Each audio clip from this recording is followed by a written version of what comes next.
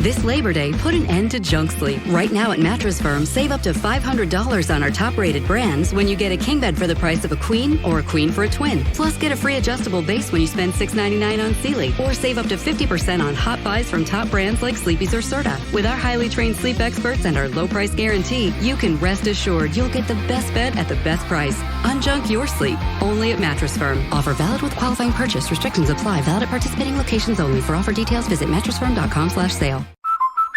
With equipment breakdown coverage from American Family Insurance, you can protect all the things that keep your dream home running, from sudden mechanical or electrical issues. Because this sound shouldn't mean... Contact your local agent or visit amfam.com to learn more. American Family Insurance. Insure carefully. Dream fearlessly. Refer to policy for equipment breakdown covered losses, deductible limitations, and exclusions. American Family Mutual Insurance Company, SI, and its operating company, 6000 American Parkway, Madison, Wisconsin. Products not available in every state. The following is a Hoop Ball presentation.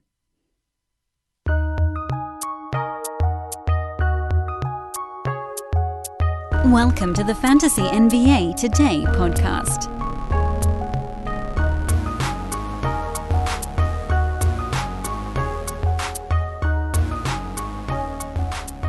Some Fantasy NBA Today slow jams taking you into the weekend here. It's Friday, August the 27th.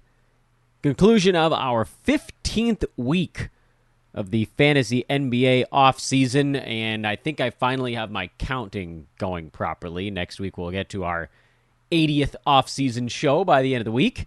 Thanks so much for listening, everybody, every week throughout this offseason and however many years you've been following along with us. I'm your host, Dan Besbris, here on Fantasy NBA Today, which I already mentioned. You can follow me on Twitter at Dan Besbris. I know.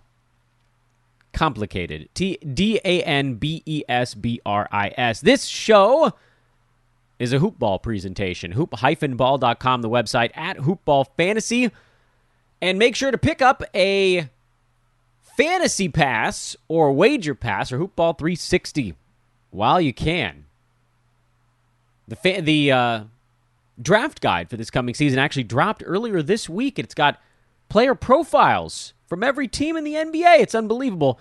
There are also a host of other items inside of it. We talked to Josh Millman last week to get we had a little fun, obviously, but talking about the high mileage report. If you have any questions about this stuff, please do feel free to hit me up on social media. More than happy to assist. We want to get as many of you guys to fantasy trophies as humanly possible, and preferably whatever you pay for fantasy advice, whether it's $0 on this podcast or if you say get a fantasy pass for this coming season and let that thing ride, let's make sure your winnings are far exceeding whatever you've got to sink in to get that edge. I think we can do it. I think we've done it pretty much every year we've had this thing going, and right now, with the monthly membership, it's easier than ever. Hoop-ball.com, the website, click on the premium tab, and let's get rolling from there. Want to remind everybody once again, if you're thinking about starting up a podcast, or if you have a podcast but are feeling lonesome with your show, hit me up on Twitter or email teamhoopball at hoop-ball.com. We'd love to work with you if you're thinking about starting one, or again, if you have something brewing already and you'd like to bring it under the Hoopball umbrella. That could be sports. It could be something else. We could have some fun. Those of you that have been listening for the entire offseason, you kind of know where we're at this point. On yesterday's show, we finished up with player number 20, although we did get sidetracked, as tends to happen with these things. Yesterday, we got sidetracked by the exact, I don't say usefulness, but the sort of the ramifications of what public perception does to a draft order. And then the previous day, we did, I think, 7 total players, but we also talked about how to combine multiple lists and then comparing that to the use of the Besbris bucket method. I can't call it Besbris bucket method because that has the same initials as Basketball Monster, as BBM. Sorry, they've already got that. So we may just have to call it the Besbris buckets. In any event, over the course of the last 3 shows, we've gone through 20 players, which I know doesn't sound like very much, and we'll see how far we get today. But every time we start to dive into this stuff, I feel like I need to take a journey along a side path, some tangential experience here on the podcast, to enunciate why I do things the way I do, how we got to this point, as opposed to just, here are the answers to the test. This is very much a show your work type of deal. And as I'll remind you guys once again, and I'll probably be doing this on every show for the next 5 or 6 episodes, all of this stuff is still subject to change. We're kind of building our first pass at a bucket list. That's not right either. Can't call it a bucket list. We're building our first pass at a series of buckets. Damn all these things for being taken already. Together in real time. What I did over the weekend, last weekend, was put together more or less my list. That too is subject to some measure of change, but it's pretty darn close. And what we're doing now on the podcast together, I thought it'd be more fun to do it this way, as opposed to me just going through and doing all my buckets and then trying to go back and explain how I got to that point, which each of the players, is to have you guys do it with me. There are positives and negatives to this approach. The main negative is that there's going to be a little bit of hemming and hawing on the podcast that I'm going to leave in for you guys. I could very easily edit it out. 'Tis the magic of audio editing. But I'd rather you hear it, because there is, especially as you get to kind of like the end of one bucket and the beginning of another, there's very much this, okay, well, where do I put this sometimes artificial cutoff? And you guys can hear me work through that, as you've already experienced the last 2 shows. Bucket 4, when we decided to actually take Joel Embiid and move him down a bucket into Bucket 5. Bucket 6, where we pulled a couple players from Bucket 5 down the list because of the assumption, basically, that those guys are going to have a public perception that draws their value, draws their ADP down and their value up. With equipment breakdown coverage from American Family Insurance, you can protect all the things that keep your dream home running, from sudden mechanical or electrical issues. Because this sound shouldn't mean... Contact your local agent or visit amfam.com to learn more. American Family Insurance. Insure carefully. Dream fearlessly. Refer to policy for equipment breakdown covered losses, deductible limitations, and exclusions. American Family Mutual Insurance Company, SI, and its operating company, 6000 American Parkway, Madison, Wisconsin. Products not available in every state. Chris Paul, Rudy Gobert, probably the 2 largest examples that we've hit on so far. Like, I have Rudy Gobert at number 17 on my board, and there's almost no way he gets drafted that early. He did one time. Remember, there was one year where Rudy got drafted early, and I think he got injured. And even though he was actually relatively decent, he was like 30-something on a per-game basis. He didn't get close to his ADP. He's been able to dominate the last couple of seasons because of durability and solid, if unspectacular, per-game numbers. But the reason we moved him down to Bucket 6, same thing with Chris Paul, is that there's no reason to take these guys at 16, 17, whatever spot you may have them on your board, if they're still going to be there 12 picks later. Just bump them down. It's an artificial bump, but that's what the buckets are for. The buckets are an attempt.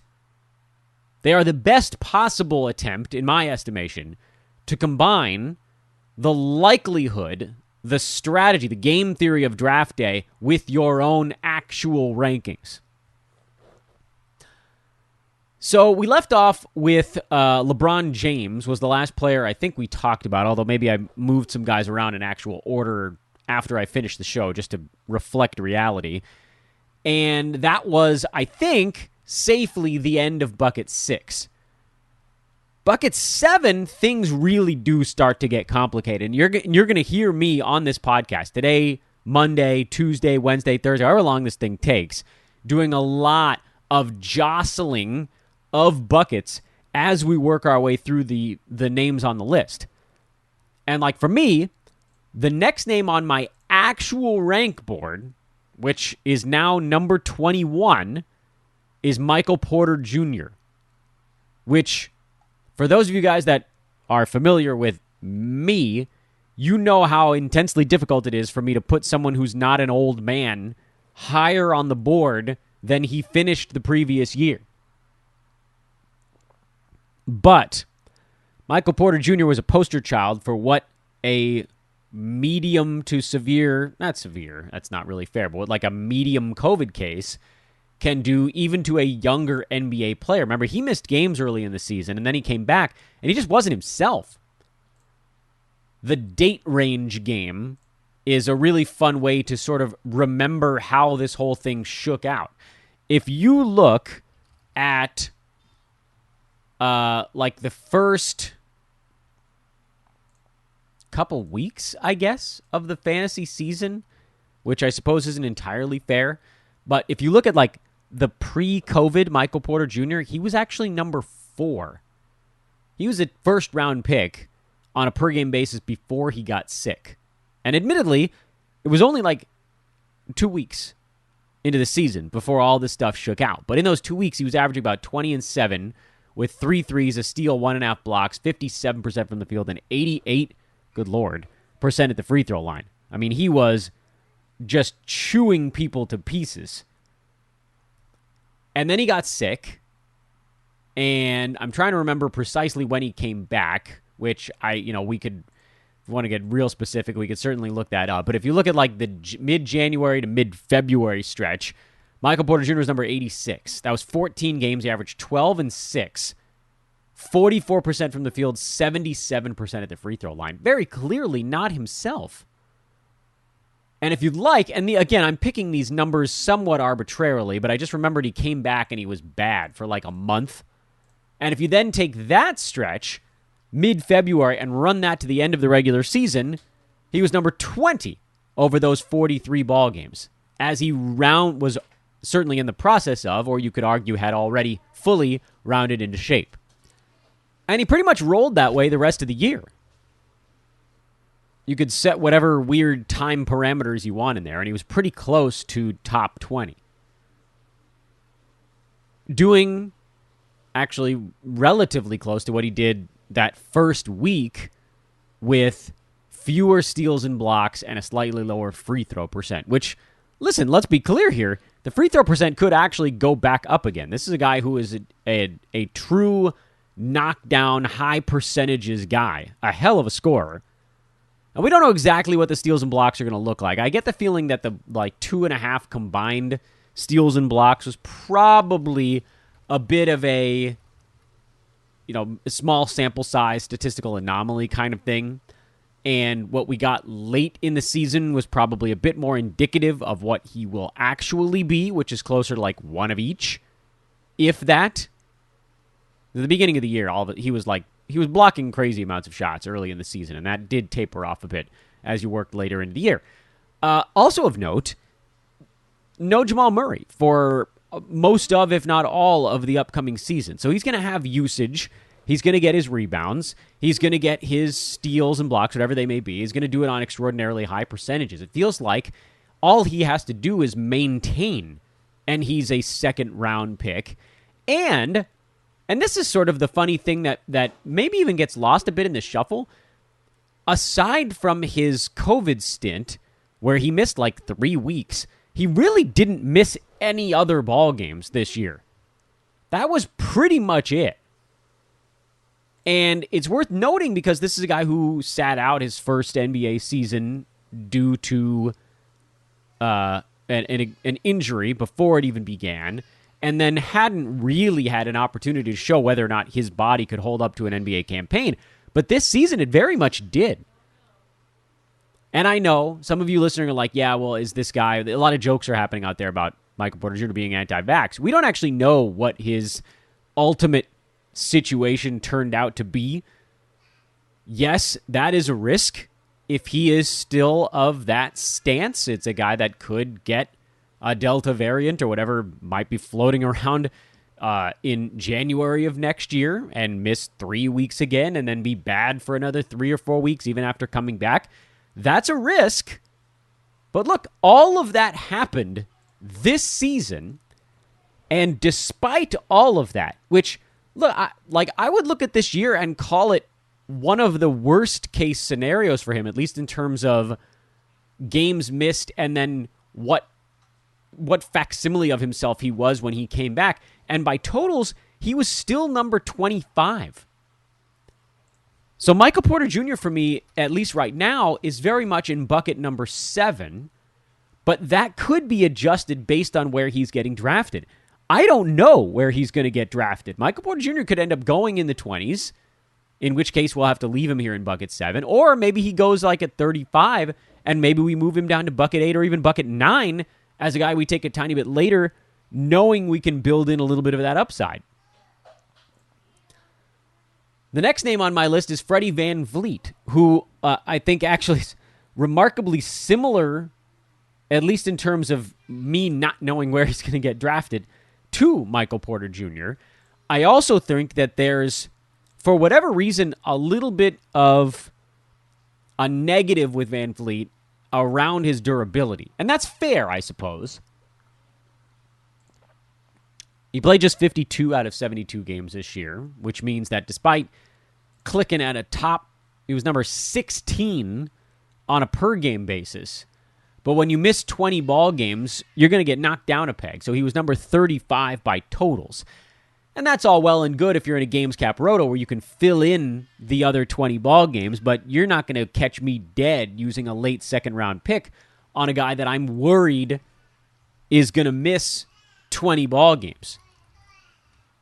So then I kind of wanted to look at this more from a narrative standpoint to say, well, what do we think the Raptors want to be doing this year? I get the feeling that this is not a team that wants to go into a traditional rebuild. So this isn't a team that's just going to be sitting him, VanVleet that is, on a regular basis. Okay, great. That eliminates the scheduled rest days, which there were actually a few of those late this season when Toronto realized they were cooked. Just playing a whole season in Tampa, they never really had it. This was always a team that had really good home court advantage, and to then not have a home game, pretty crummy. Like, I don't know what the fans of Tampa were doing, but I don't think that they were racing out to watch Raptors games this year in massive numbers. Still, we're talking about a guy that since he earned more of a starter's level role, he's missed 18, 18, and then 20 games in each of the last 3 seasons. That's not good. It's not. It's actually sneaky one of the least durable lines for a guy who doesn't really get dinged all that much for his durability. Now, it's worth noting, with Kyle Lowry gone, and we don't know what the hell is going to go on with Goran Dragic, this is basically Freddie VanVleet's team to run now. He's the main guard. He's the guy who's going to be handling the basketball on most every offensive possession when he's on the floor. Yeah, they'll be running some stuff through Pascal Siakam. He'll be a guy that gets him out in the open court.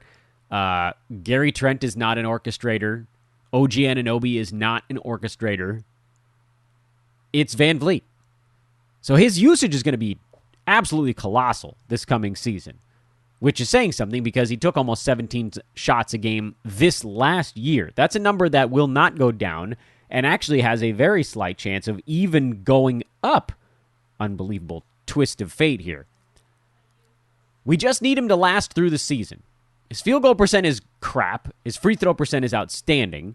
His steals are among the best in the NBA, and his assists are going to go up from 6.3. Again, no Kyle Lowry. That means more passing from Freddie VanVleet. So I would think assists probably creep into the 7s. I think his scoring probably gets up and over 20.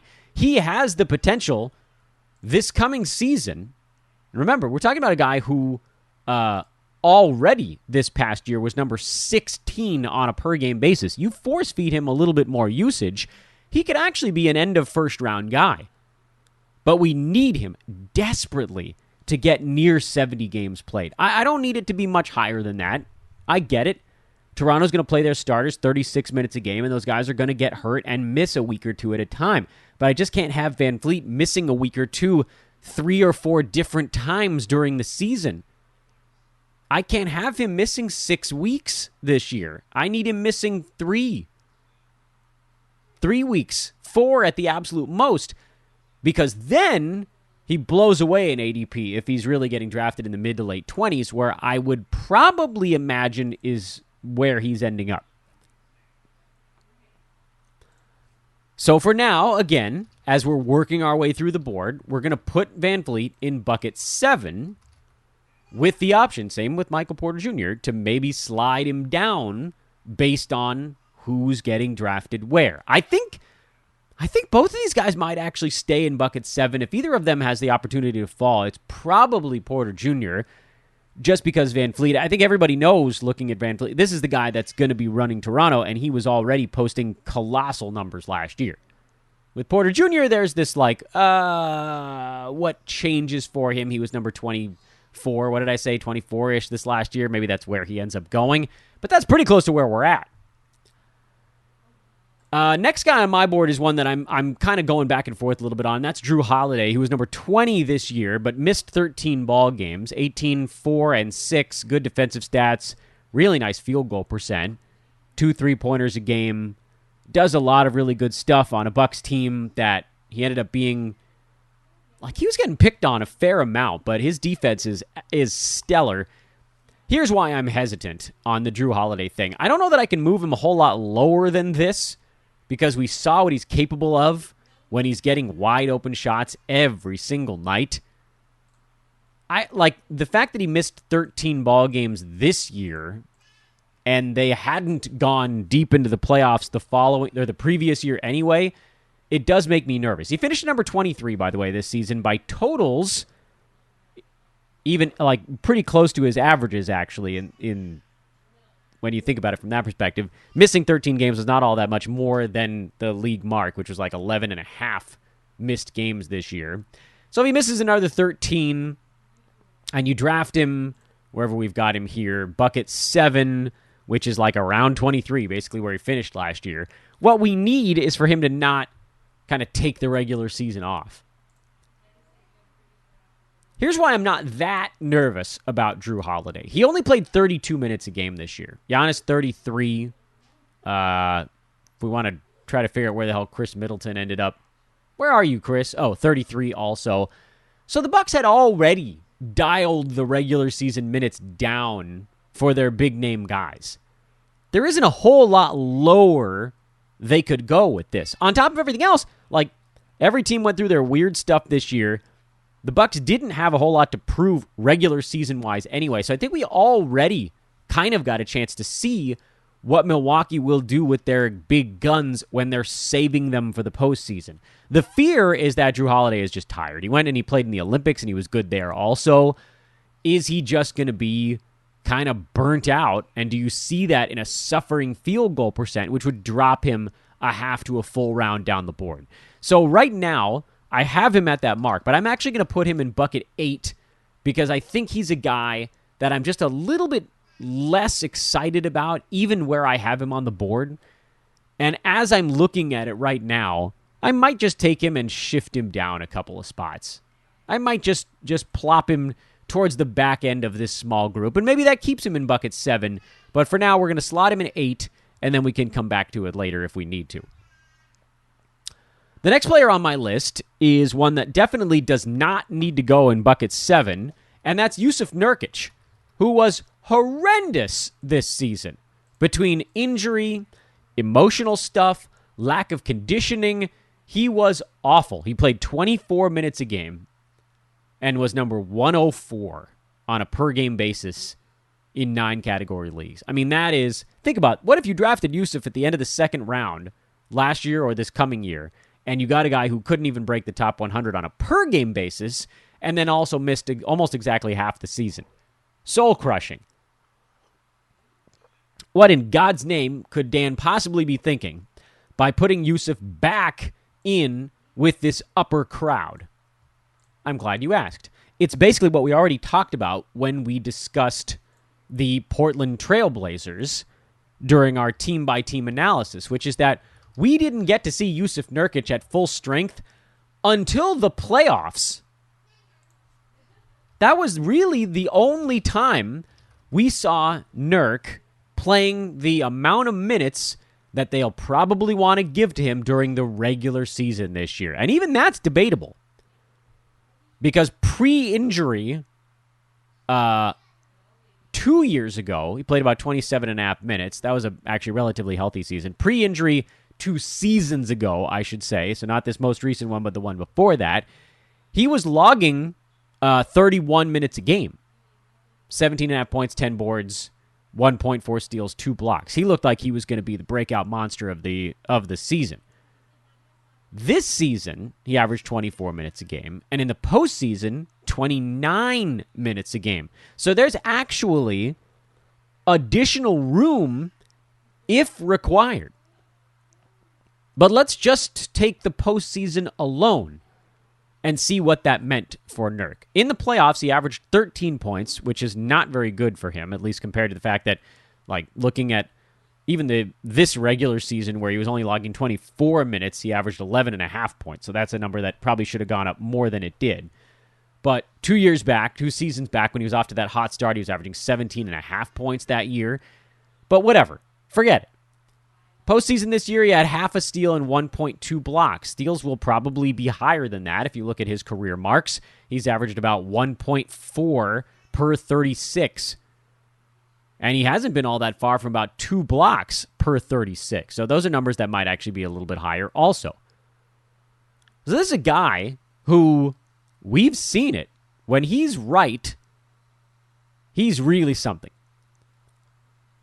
Additionally, he shot 62% at the free throw line during the regular season this year. That was the lowest mark for him in about 5 years. That's just sort of not who he is anymore. He's probably not mid-80s that we saw in the bubble, but mid to high 70s is very reasonable, and that's not going to hurt you. So this is a guy who really does have top 25 upside. And if he's healthy coming into this season, which we have to assume he is because he looked better in the playoffs than he did at any point during the regular season, and then with the offseason, time to sort of rest and recuperate, he also didn't get as many shots per 36 during the playoffs as he usually gets in his 30-some-odd minutes in the regular season. So I think we can safely assume this is a guy who's going to be targeting about 14, 15, 16 points a game. He'll have his 10 rebounds, a steal, 1.3, 1.4 blocks, great field goal percent, free throw percent that's not good but isn't really breaking you, and just generally dominating. But I don't think he needs to be in bucket 7 either. Honestly, I don't even think he needs to be in bucket 8. But we're going to put him in bucket 8 right now, mostly because I would be flabbergasted if this is a dude who got drafted anywhere near the second round. Nurkic probably end of third at maybe the earliest after as bad as he looked last season. I can, even though I bet most fantasy analysts are on the page with me on this one, which is to say this is a guy who's primed for a bounce-back year, saying that is very different than comparing that to early Yahoo ADP numbers. The public is going to collectively drag Nurkic's ADP down into the toilet. He'll probably, we don't know for sure, but I would bet he gets drafted in the 30s, maybe later. I don't think he gets drafted in the 20s, even though I think he has a pretty good shot of finishing this season in the 20s. Safer roto pick than head-to-head because of injury stuff. That's unavoidable. We can't talk about Nurk without discussing the fact that the last 2 seasons he's played a total of 45 ball games. Previous 2 years he missed 10 and 3, so there was a decent stretch blended in there for him, and he was a little bit more durable when he wasn't playing high 20s, low 30s in minutes, but I don't think that we can assume he's playing more than about 70 games this year. That feels like a high watermark. So someone I'd really look at in roto before head-to-head, but still someone who's primed for a bounce-back year, and I think we can probably get him later than where we've got him here on the board. The only reason I haven't moved him into bucket 9 is because I don't even know where bucket 8 is going to end yet. So how the hell can I start a bucket 9? I can't. Told you guys, we're doing this together, so for better or worse, you're going to be walking with me as we figure out where the hell everybody's going.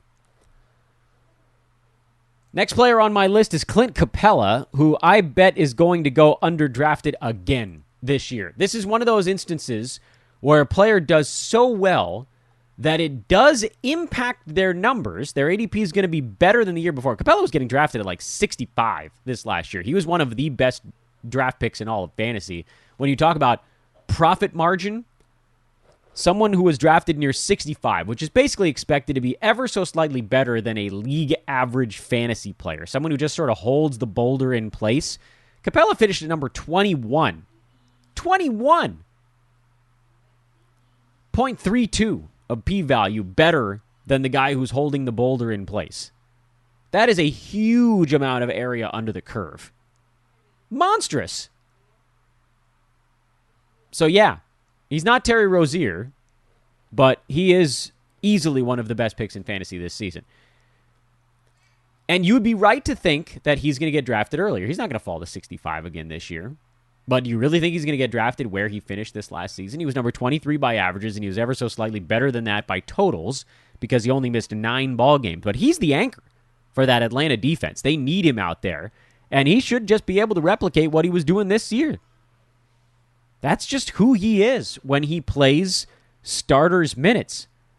I don't think he gets better. I don't think he gets worse. I think he's one of the more easy players to handicap, and the only hope there is that he doesn't miss an additional 4 or 5 ball games.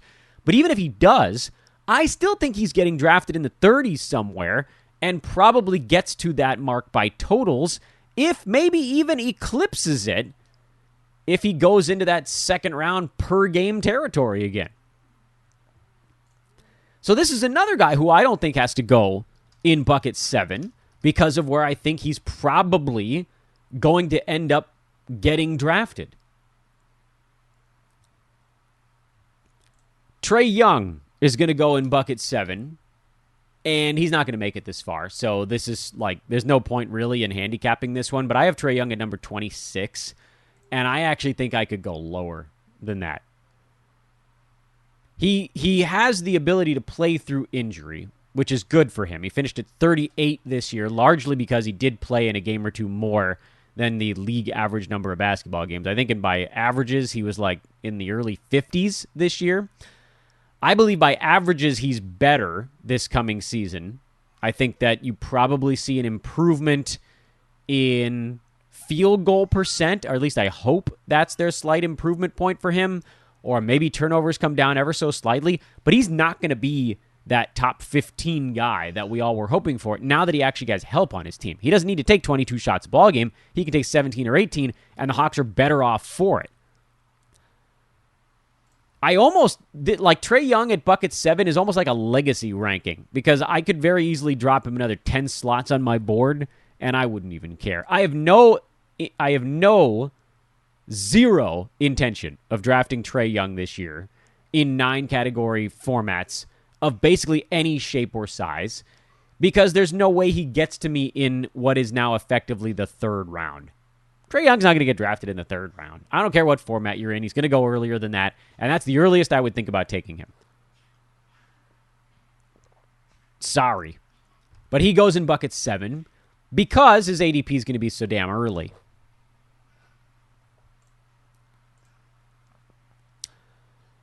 Next 4 players on my board are guys that are going to take a really long time to talk about, but let's start the discussion. If we have to put a pin in it until Monday, then so be it.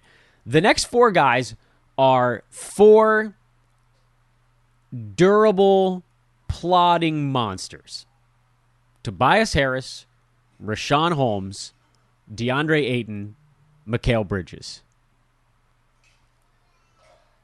I don't think any of these guys needs to go in bucket 7 because none of these guys have the hype needed to go in bucket 7. It's looking more and more like bucket 7 might just be Michael Porter Jr., Freddie VanVleet, and Trae Young. That might be a 3-player bucket. I don't think that these guys necessarily even need to go in bucket 8, but we probably need to at least start them there before moving them somewhere else in our discussion point.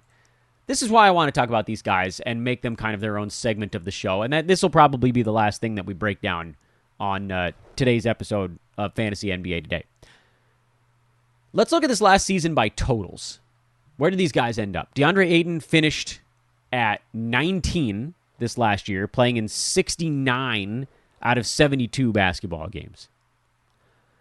Tobias Harris finished at number 22. By the way, Ayton finished in front of Clint Capella because of the extra games played. So another reason that we might want to kind of keep those guys somewhat pinned together. Tobias Harris finished right behind Clint Capella, playing in 62 ball games. I bet he plays in more. Yeah, definitely more than 62, but you know what I mean. That would be roughly 72 this coming season. I think he probably plays in more than 72 games this year. But we know Tobias, great percentages, generally pretty damn durable. This was the ultimate in non-durable Tobias year, so I would assume he gets a little bit better. Richaun Holmes, who kind of quietly missed a few more games than I think most of us actually wanted to acknowledge. He played in 61 out of 72. Missing 11 ball games isn't a big deal, but he did finish at number 30 by totals. And the last name in that quartet we were talking about was Mikal Bridges, who somehow I almost forgot, even though he's actually the first ranked player among those four guys. Mikal was number 11 this last year. There is reason for slight pessimism on the DeAndre Ayton and Mikal Bridges front. That pessimism stemming from the fact that these dudes lost in the finals. So they will have a shorter offseason than a lot of other teams in the NBA. Also, there is pessimism on the note that the Suns probably don't feel like they need to prove stuff to anybody going into this coming season after making the finals. So the regular season is probably not quite as important. And maybe you don't see Mikal Bridges play 33 minutes a game or Ayton play 31 minutes a ball game. On the flip side, Bridges was just quietly really good all season long and didn't really have to change what he was doing based on like energy level. You know, he was only taking 9 shots a game to get to top 42 on a per game basis with hyper durability.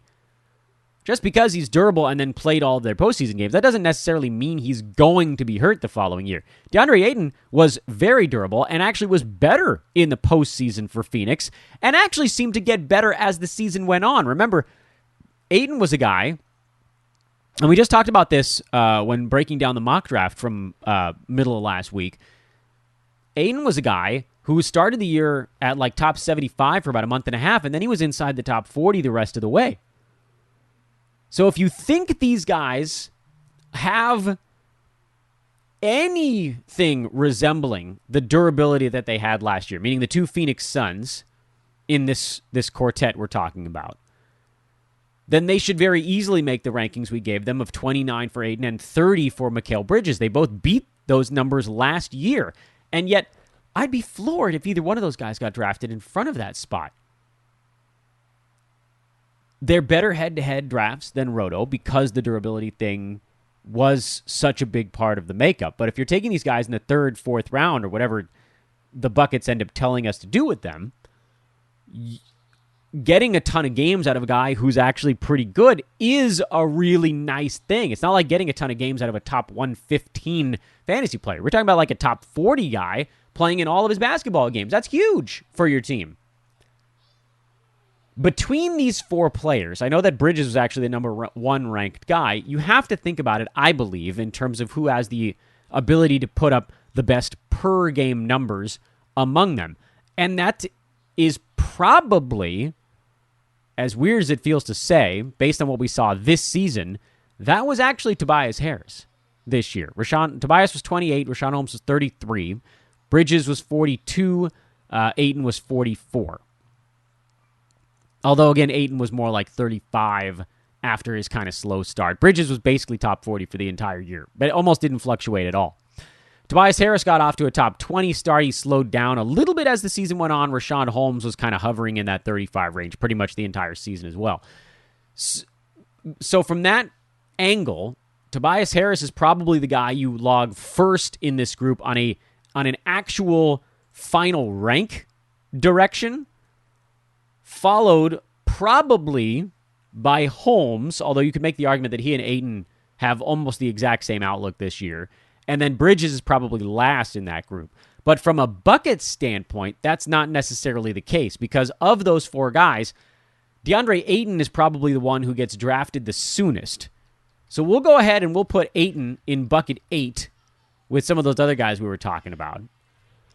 Behind him, I would think the other 3 guys probably all end up in bucket 9. No, that's actually a lie. Mikal Bridges probably falls even farther. Tobias Harris is in bucket 9.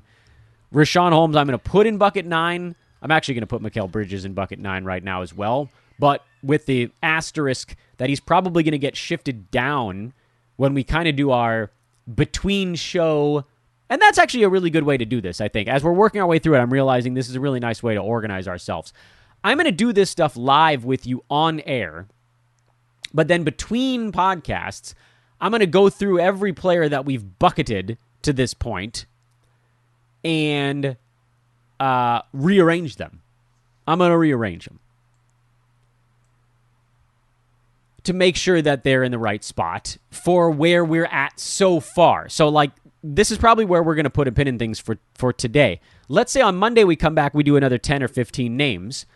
At the end of Monday, I may very well move Richaun Holmes, Mikal Bridges down because we'll have more buckets to put them in. We don't have a 10th bucket to throw these guys in yet, and I don't want to put them in a 10th bucket right now because I don't know who else is going to be in that group, and I want to make sure that we cash in on the valuable available to us to this point. So what we'll do over the weekend, what I'll do over the weekend, and then I'll relay back to you guys, is I'm going to look at the first 30 players that we've organized so far, and I'm going to make sure that they're in the right buckets.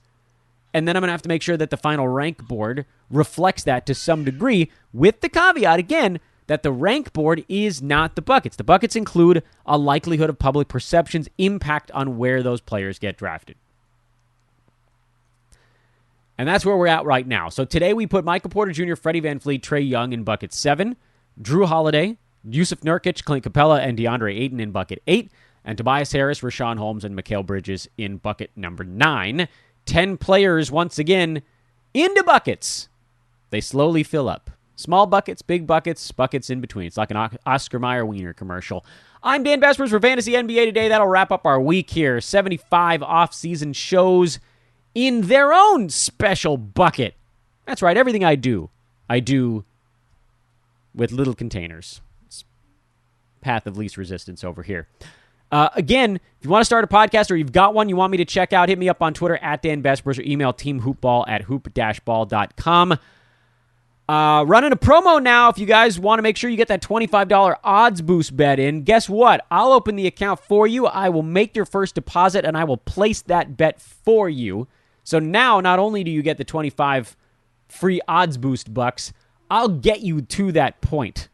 How's that for a sweet promo? Hit me up on Twitter if you're interested in getting started over at MyBookie as well. Have a great weekend, everybody. Back with you on Monday for show 76. And we'll finish up August next week. Holy hot damn. All right, later, everybody.